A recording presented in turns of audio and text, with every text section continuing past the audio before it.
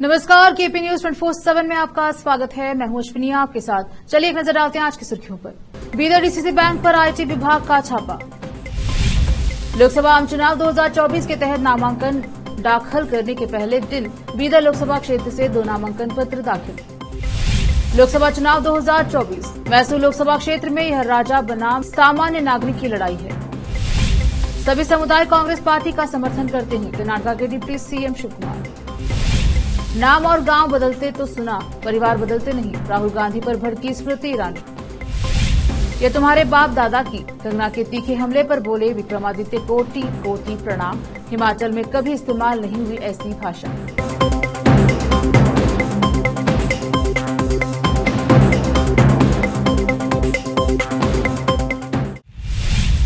अब समाचार विस्तार से। बीदर डीसीसी बैंक में आज आईटी विभाग द्वारा अचानक छापा मारा गया। आज सुबह 11 बजे आईटी विभाग के अधिकारी एवं पुलिस अधिकारियों ने बैंक पहुंचकर बैंक के जनरल मैनेजर सहित बैंक के सभी अधिकारियों के मोबाइल जैम करके छानबीन शुरू की। इस छापे को महत्व के रूप में देखा जा रहा है क्योंकि इस लोकसभा चुनाव में बीदर लोकसभा क्षेत्र के कांग्रेस के उम्मीदवार के रूप में मंत्री ईश्वर खंडरे के पुत्र और डीसीसी बैंक के अध्यक्ष अमर खंडरे के भतीजे सागर खंडरे हैं। इसको देखते हुए इस छापे को महत्वता दी जा रही है। जैसे ही बैंक पर आईटी विभाग का छापा पड़ने की सूचना मिली, जिले भर में जंगल के आग की तरह फैल गए और जिले भर में लोग इस संबंध में अटकलें लगा रहे हैं। यह सूचना सोशल मीडिया पर भी काफी चर्चे का विषय बन गया है। संवाददाता खुसरो अहमद की रिपोर्ट। लोकसभा आम चुनाव 2024 के तहत आज बीदर लोकसभा क्षेत्र से नामांकन पत्र दाखिल करने के पहले दिन नामांकन के पहले दिन 2 नामांकन दाखिल किए गए हैं, जिसमें दिलीप नागप्पा कड़वाद आजाद उम्मीदवार के रूप में और विनय राजेंद्र बिरादर लक्ष्मीनगर कुमरवाड़ा ने यूनिवर्स सिटीजन पार्टी के उम्मीदवार के रूप में अपना नामांकन दोपहर 12:15 पर दाखिल किया है। विशेष संवाददाता की रिपोर्ट। चिटगुप्पा में जिलाधिकारी गोविंद रेड्डी ने कहा है कि पिछले चुनाव की तुलना में इस बार अधिक मतदान हो, इसके लिए लोगों को जागरूक करना बेहद जरूरी है। उन्होंने कस्बे के तहसील कार्यालय परिसर में लोकसभा चुनाव के उपलक्ष्य में आयोजित कार्यक्रम में कहा कि 7 मई को मतदान के साथ साथ पड़ोसियों व बैरंगों को जागरूक करना हम सबका कर्तव्य है। जिला पंचायत के मुख्य कार्यपालन अधिकारी डॉक्टर गिरीशा दिलीपा बडोले ने कहा कि मतदान के बारे में सोशल मीडिया पर अधिक से अधिक प्रचार प्रसार किया जाए और जो मतदाता हमारे जिले से पलायन कर गए हैं उन्हें पहले से सूचित किया जाए और बताया जाए कि मतदान के दिन गांव में आकर मतदान करें। जिला पुलिस अधीक्षक डॉक्टर चन्नबसवन्ना एसएल ने कहा कि भारत में जनता की सरकार की व्यवस्था है। उन्होंने कहा कि इसीलिए मतदाताओं को बिना किसी प्रलोभन में आए निर्भीकता पूर्वक अपने मतदान के अधिकार का प्रयोग करना चाहिए और सभी को जागरूक करना चाहिए ताकि अधिक से अधिक मतदान हो सके। इस अवसर पर तहसीलदार रविंद्र धामा, राज्य स्तरीय प्रशिक्षक डॉक्टर गौतम अरली उपस्थित रहे। कैमरामैन पपुराज का कवरेज। बसवा कल्याण विधानसभा क्षेत्र के उजलांबा में कांग्रेस उम्मीदवार सागर खंडरे ने पूर्व एमएलसी विजय सिंह के मार्गदर्शन में प्रचार सभाओं में भाग लेकर प्रचार किया। इस प्रचार के दौरान पिछले 10 सालों में बसवा कल्याण में विकास न होने पर तर्क दिया गया। इस अवसर पर कांग्रेस के कार्यकर्ता आदि उपस्थित रहे। शाही और साधारण की लड़ाई में मैसूर के मतदाता आगामी लोकसभा चुनाव में भाजपा के यदुवीर कृष्णादत्त चामराज वड़ियार और कांग्रेस के एम लक्ष्मण के बीच चयन करेंगे। पूर्ववर्ती मैसूर शाही परिवार के वंशज वड़ियार मैसूर लोकसभा क्षेत्र से अपनी राजनीतिक शुरुआत कर रहे हैं। वहीं लक्ष्मण राज कांग्रेस के प्रवक्ता और मुख्यमंत्री सिद्धरामैया के विश्वास पात्र हैं। यह कोई रहस्य नहीं है कि सिद्धरामैया ने इस क्षेत्र में अपने दौरे और अभियान बैठक की संख्या को देखते हुए इस निर्वाचन क्षेत्र पर ध्यान केंद्रित करने का विकल्प चुना है। जिले के वरुणा विधानसभा क्षेत्र का प्रतिनिधित्व करने वाले सिद्धरामैया कहते हैं कि लक्ष्मण को वोट देना मेरे लिए वोट करने जैसा है। उनकी जीत का मतलब मेरी जीत है। कांग्रेस ने जाति कार्ड खेलने का भी विकल्प चुना है, जिसमें इस बात पर प्रकाश डाला गया है कि लक्ष्मण वो कलिंगा है जो कि इस क्षेत्र में प्रभुत्व रखने वाला कृषक समुदाय है। कर्नाटक के उप मुख्यमंत्री डीके शिव कुमार ने भावनात्मक अपील के बजाय आजीविका को लाभ पहुंचाने वाली नीतियों के महत्व पर प्रकाश डाला और कहा कि कांग्रेस पार्टी वो कलिंगा समेत सभी समुदायों के कल्याण के लिए काम करती है। अपने आवास पर पत्रकारों से बात करते हुए शिव कुमार ने कहा, लोग स्मार्ट हैं और वे उस पार्टी का समर्थन करेंगे जो उनकी आजीविका में मदद करेगी। कांग्रेस पार्टी वो कलिंगा सहित सभी समुदायों की मदद कर रही है। लोग उस पार्टी का समर्थन करेंगे जो उनके राज्य और राज्य के लिए अच्छा होगा। देश आजीविका देखता है, भावनाएं नहीं। यह पूछे जाने पर कि निर्मल आनंदनाथ स्वामी जी को राजनीति में क्यों घसीटा जा रहा है, उन्होंने कहा, मैंने यह नहीं कहा कि स्वामी जी को जवाब देना होगा। मैंने केवल कुमार स्वामी के बारे में कहा था कि वे उन्हीं लोगों को ले लेंगे जिन्होंने उनकी सरकार गिराई थी। सभी को स्वामी जी के आशीर्वाद की जरूरत है। हमारे मंत्री चिलवराय स्वामी ने भी लिया था। शिव कुमार ने कहा, कुछ वोकलिंगा नेता स्वामी जी से उनका आशीर्वाद लेने के लिए गए थे। मैं इस मुद्दे का राजनीतिकरण नहीं कर रहा हूं। मैंने केवल इतना कहा था कि स्वामी जी का सम्मान किया जाना चाहिए। भाजपा छोड़ने के बाद विवेक हेब्बार राज्य कांग्रेस उपाध्यक्ष और पूर्व एमएलसी इवान डिसूजा और अन्य स्थानीय पार्टी नेताओं की उपस्थिति में पार्टी में शामिल हुए। उनके पिता और यल्लापुर विधानसभा क्षेत्र से विधायक शिवराम हेब्बार की भी कांग्रेस में शामिल होने की योजना बनाने की अटकलें लगाई जा रही हैं, क्योंकि वह 27 फरवरी को कर्नाटक से राज्यसभा की 4 सीटों के लिए हुए मतदान के दौरान मतदान के लिए नहीं आए थे। हालांकि बाद में उन्होंने अपनी अनुपस्थिति के लिए खराब स्वास्थ्य को जिम्मेदार ठहराया। बीजेपी ने उन्हें नोटिस भी जारी किया था, जिसका उन्होंने जवाब दिया। शिवराम हेब्बार ने हाल ही में उप मुख्यमंत्री और राज्य कांग्रेस प्रमुख डीके शिव कुमार से मुलाकात की थी, लेकिन दावा किया कि यह बैठक उनके विधानसभा क्षेत्र में पानी के मुद्दों को लेकर थी। वरिष्ठ भाजपा नेता पहले कांग्रेस में थे। वह उन 17 कांग्रेस जेडीएस विधायकों में से थे जिन्होंने अपनी पार्टियों से इस्तीफा दे दिया था, जिसके कारण अतः जुलाई 2019 में तत्कालीन एचडी कुमारस्वामी के नेतृत्व वाली गठबंधन सरकार गिर गई। अब वक्त एक और छोटे से ब्रेक का, जल्द लौटेंगे ब्रेक के बाद। हिंदुस्तान के हर कोने में हम हैं मौजूद। 24 घंटे हालात पर गहरी नजर, खबरों से जुड़े चुपते सवालात, और आपको दिखाता है धार्मिक, सामाजिक, राजनीतिक, लोकल और इंटरनेशनल न्यूज की सबसे बेहतर कवरेज, जो आपको रखती है हर पल बाखबर। देश और दुनिया भर की खबर के लिए देखते रहें केपी न्यूज 24/7। ब्रेक के बाद स्वागत है आपका, देखते हैं समाचार। केंद्रीय मंत्री स्मृति ईरानी ने अमेठी से सांसद रहे कांग्रेस नेता राहुल गांधी पर निशाना साधते हुए शुक्रवार को यहां कहा कि सभी के नाम बदलते, गांव बदलते सुना है, लेकिन परिवार बदलते किसी ने नहीं सुना। उन्होंने कहा कि राहुल गांधी ने वायनाड में कहा कि वायनाड उनका परिवार है और वहां के लोग वफादार हैं। ईरानी ने कहा कि इसका मतलब यह हुआ कि 15 साल तक जहां के राहुल सांसद रहे उस अमेठी के लोग वफादार नहीं हैं। यह वायनाड में जाकर अमेठी को गालियां देते हैं। ऐसे लोगों को मुंहतोड़ जवाब देने के लिए इस बार अमेठी का मतदाता तैयार है।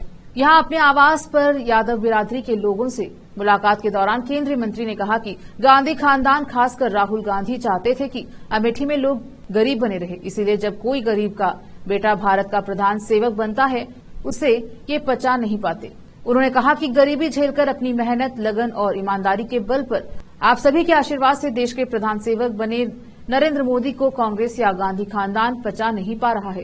ईरानी ने कहा कि राहुल गांधी के 15 साल बनाम मेरे 5 साल को देखा जाए तो दिखाई पड़ता है कि गांधी खानदान ने किस तरीके से अमेठी की उपेक्षा की। स्मृति ईरानी ने कहा कि अमेठी में उन्होंने जो 50 साल में नहीं किया, राहुल गांधी ने जो 15 साल में नहीं किया, उसे डबल इंजन की सरकार ने 5 साल में करके दिखाया। उन्होंने आगे कहा कि आप सभी ने कभी अमेठी में ऐसा सांसद नहीं देखा होगा जो गांव में खड़े होकर नालियों की सफाई कराए, लेकिन आप सब ने मुझे बहन माना है तो मैंने बहन का फर्ज निभाया। ईरानी ने कहा कि जब राहुल गांधी को छींक आती थी तो वह इलाज के लिए विदेश भाग कर जाते थे, लेकिन अमेठी के लोगों के लिए एक मेडिकल कॉलेज नहीं बनवाए।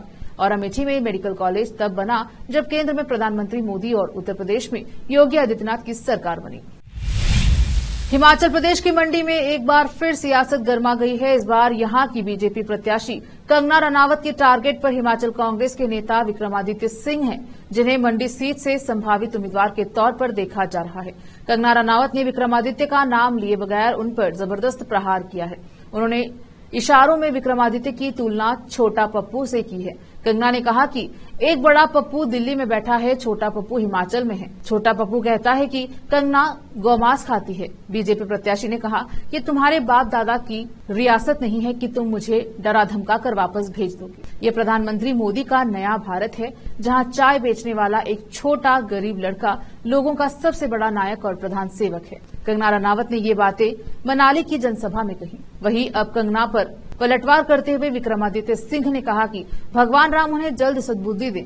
वह क्या खाती हैं और मुंबई में क्या पीती हैं, हिमाचल की जनता को इससे कुछ लेना देना नहीं है, न ही यह हिमाचल के मुद्दे हैं। खाने पीने के बजाय कंगना मुद्दों पर बात करे तो बेहतर होगा। उन्होंने कहा, कंगना ने जिस तरह की भाषा का इस्तेमाल किया है, खास तौर पर हमारे कांग्रेस हिमाचल प्रदेश के लिए, उसके लिए मैं उन्हें कोटि कोटि प्रणाम करता हूं। आज तक ऐसी भाषा का इस्तेमाल हिमाचल में नहीं हुआ होगा। तमिलनाडु के तिरुचिरापल्ली लोकसभा सीट से चुनाव लड़ रहे निर्दलीय उम्मीदवार और पद्मश्री पुरस्कार विजेता एस दामोदरन मतदाताओं को लुभाने के लिए लीग से हटकर चुनाव प्रचार कर रहे हैं। 62 वर्षीय एस दामोदरन कभी सब्जी बेचते नजर आ रहे हैं, तो कभी फूलों की माला बनाते दिख रहे हैं, तो कभी सब्जी विक्रेताओं के साथ बातचीत कर रहे हैं। एस दामोदरन को गैस स्टोव चुनाव चिन्ह मिला हुआ है। अपने अनूठे चुनाव प्रचार के बारे में दामोदर ने कहा कि मैं इसी धरती में पला बड़ा हूं। मैं त्रिची शहर से हूं। 40 वर्षों से ज्यादा समय से समाज सेवा कर रहा हूं। मुझे स्वच्छता क्षेत्र में मेरे काम के लिए भारत के तत्कालीन राष्ट्रपति रामनाथ कोविंद से पद्मश्री पुरस्कार मिला। दामोदर ने आगे बताया कि उन्होंने अपने पूरे जीवन काल में 9 प्रधानमंत्रियों के कार्यकाल में स्वच्छता क्षेत्र में काम किया है। बता दें कि तिरुचिरापल्ली को स्थानीय लोग त्रिची कहकर बुलाते हैं। दामोदर ने कहा कि मैंने समाज सेवा 21 साल की उम्र में शुरू की थी। जब राजीव गांधी भारत के प्रधानमंत्री थे, मैंने सभी केंद्र प्रायोजित ग्रामीण स्वच्छता कार्यक्रमों के तहत काम किया और हर गांव को एक रोल मॉडल गांव बनाया। हमें त्रिची को एक स्वच्छ और हरित शहर बनाने के लिए काम करने की जरूरत है। लोग शहर के लिए एक रिंग रोड की मांग कर रहे हैं। चुनाव जीतने के बाद हम त्रिची शहर के महत्वपूर्ण क्षेत्रों में फ्लाईओवर पर काम करेंगे। जनता की सारी मांगों पर काम शुरू किया जाएगा। राजस्थान, महाराष्ट्र, आंध्र प्रदेश, गुजरात और उत्तर प्रदेश के कई इलाकों में भीषण गर्मी पड़ रही है। पिछले 24 घंटों के दौरान बाड़मेर सबसे ज्यादा गर्म स्थान रहा। यहां पर अधिकतम तापमान 42.2 डिग्री सेल्सियस दर्ज किया गया। मालेगांव में 42, नैनीताल में 41.4, तिरुवनंतपुरम में 41.8, भुज में 41.2 और प्रयागराज में 40.6 डिग्री सेल्सियस तापमान दर्ज किया गया। मौसम विभाग के अनुसार उत्तर प्रदेश, मध्य प्रदेश, तमिलनाडु, पश्चिम बंगाल, राजस्थान, दक्षिण पश्चिम उत्तर प्रदेश, पूर्वी हरियाणा, केरल और दक्षिण तमिलनाडु के अलग अलग हिस्सों में अधिकतम तापमान सामान्य से 1 से 3 डिग्री सेल्सियस ऊपर है। कर्नाटक, केरल, आंध्र प्रदेश और रायलसीमा के कई हिस्सों में अधिकतम तापमान 40 से 42 डिग्री सेल्सियस के बीच है।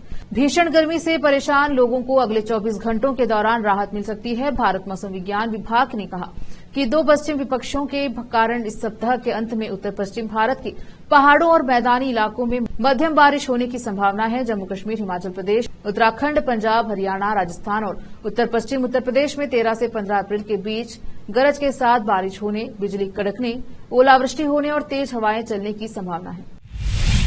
इजरायल हमास युद्ध में इजरायली सेना की ओर से गाजा में तबाही मचाने के लिए नई कृत्रिम बुद्धिमान IA प्रणाली का उपयोग करने के लिए आरोपों ने पूरी दुनिया में सनसनी मचा रखी है। इस मामले पर आई एक और अंतर्राष्ट्रीय रिपोर्ट ने इजरायल पर लगे AI के इस्तेमाल के आरोपों को और भी ज्यादा पुख्ता करने का काम किया है। आरोप है कि गाजा इजरायल में AI इस्तेमाल करके टारगेट किलिंग कर रहा है। इस रिपोर्ट ने संयुक्त राष्ट्र समेत इजरायल के दोस्त अमेरिका की भी नींद उड़ा दी है। आरोप है कि इजरायल ने गाजा में संभावित हवाई हमलों के लिए हजारों मानव लक्ष्यों की सूची तैयार की है। पिछले सप्ताह प्रकाशित एक रिपोर्ट में यह जानकारी दी गई। इजरायली खुफिया विभाग के 6 अज्ञात सूत्रों के साक्षात्कार का हवाला दिया कि सूत्रों का दावा है कि सिस्टम, जिसे लेवेंडर के नाम से जाना जाता है, का उपयोग अन्य AI सिस्टम के साथ संदिग्ध आतंकवादियों को लक्षित करने और उनकी हत्या करने के लिए किया गया, जिनमें कई अपने ही घरों में थे, जिससे बड़ी संख्या में नागरिक हताहत हुए। फिर से एक नजर आज की सुर्खियों पर। बीदर DCC बैंक पर IT विभाग का छापा। लोकसभा आम चुनाव 2024 के तहत नामांकन दाखिल करने के पहले दिन बीदर लोकसभा क्षेत्र से 2 नामांकन पत्र दाखिल। लोकसभा चुनाव 2024 मैसूर लोकसभा क्षेत्र में यह राजा बनाम सामान्य नागरिक की लड़ाई है। सभी समुदाय कांग्रेस पार्टी का समर्थन करते हैं, कर्नाटक के डिप्टी CM शिव कुमार। नाम और गांव बदलते तो सुना, परिवार बदलते नहीं, राहुल गांधी पर भड़की स्मृति ईरानी। ये तुम्हारे बाप दादा की, कंगना के तीखे हमले पर बोले विक्रमादित्य कोटि कोटि प्रणाम। हिमाचल में कभी इस्तेमाल नहीं हुई ऐसी भाषा।